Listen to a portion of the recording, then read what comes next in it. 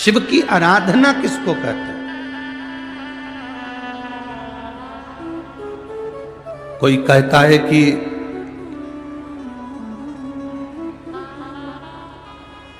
क्यों भटक रहे हो, क्यों जा रहे हो यहां वहां। हम कहते हैं तुम भटको भी मत, कहीं मत जाओ। तुम्हारे घर के नजदीक में जो शंकर का शिवालय हो, तुम्हारे घर के नजदीक में जो शंकर का मंदिर हो, शिव मंदिर हो, शिवालय हो, उस शिवालय में जाकर एक लोटा जल प्रतिदिन चढ़ाना प्रारंभ करो। जो प्रतिदिन भगवान शंकर के मंदिर में एक लोटा जल समर्पित करता है, उसका हाथ महादेव पकड़ लेता है, फिर ऐसे ही नहीं छोड़ता, उसको मंजिल तक पहुंचाकर छोड़ता है।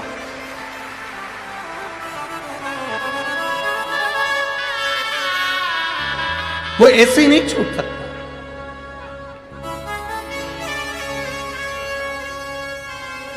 आपने अगर उस पर भरोसा करा है, हां थोड़ा कष्ट हो सकता है, थोड़ी तकलीफें आ सकती है, थोड़ा दुख आ सकता है, जिंदगी में थोड़े थोड़े तकलीफें हर मनुष्य के जीवन में आती है। कोई संत, कोई साधु, कोई गुरु, कोई ब्राह्मण, कोई बहुत बहुत बड़ा महाराज भी अगर तुमको कह दे कि उसकी जिंदगी में दुख नहीं है, तो समझ लेना कि झूठ बोल रहा।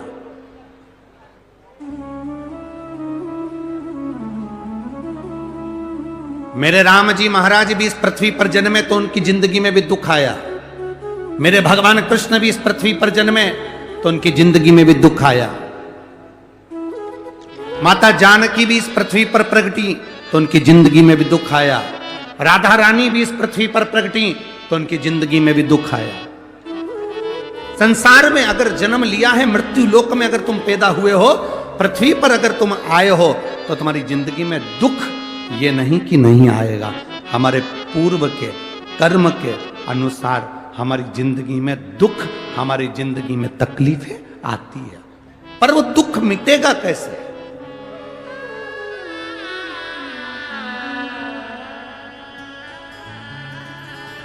राम जी का दुख कैसे मिटा था?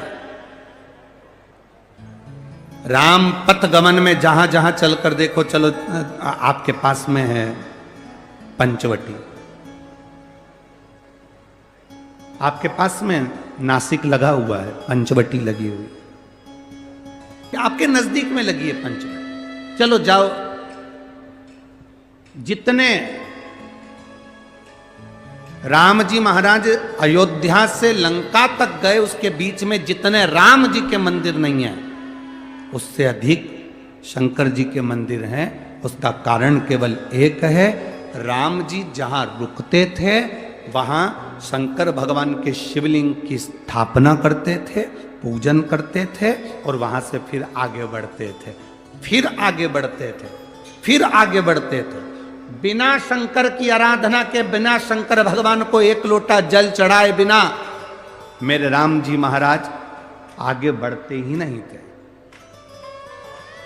भगवान कृष्ण के जीवन का चरित्र उठाकर देखो, मेरे ठाकुर जी का नियम था, एक लोटा जल चढ़ाए बिना कृष्ण आगे बढ़ते नहीं थे। श्री दशरथ जी महाराज के जीवन चरित्र को उठाकर देखिए, सूर्य नारायण भगवान को जल और शंकर भगवान को जल चढ़ाए बिना दशरथ जी महाराज आगे बढ़ते नहीं थे। श्री जनक जी महाराज के चरित्र को उठाकर देखिए, एक लोटा जल चढ़ाए बिना जनक जी महाराज अपनी सभा में नहीं जाते थे। थोड़ी जिंदगी में तूफान आते हैं, कष्ट आते हैं, दर्द आता है, तकलीफें आती हैं, पर तूफान आता है तो पता चलता है ना कि मजबूती कितनी है। अभी पता चला, चला कि नहीं चला?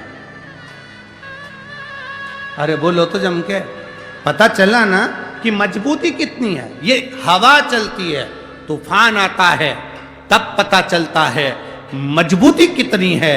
उसी तरह दूसरे धर्म के लोग तुम्हें डिगाने के लिए आगे बढ़ते हैं, पर तुम्हारे भीतर का सनातन धर्म दिखा देता है कि मजबूती कितनी।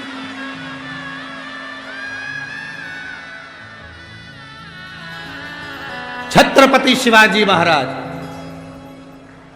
जिनकी माता ने कहा कि बेटा सामने किला है और वो किला मुझे चाहिए। शिवाजी कहते हैं माँ क्या बात करती हो, ये किला वहाँ कितना कितना सैनिकों का बल भरा पड़ा हुआ है और मेरे पास में कुछ भी नहीं है, मेरे पास कुछ भी नहीं।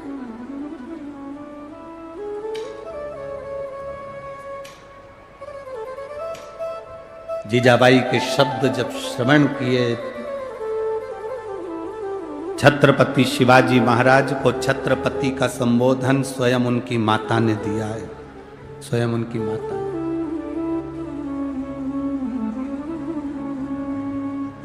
कह दिया जीजाबाई सामने जो किला है वो मेरा है, तुझे मालूम है?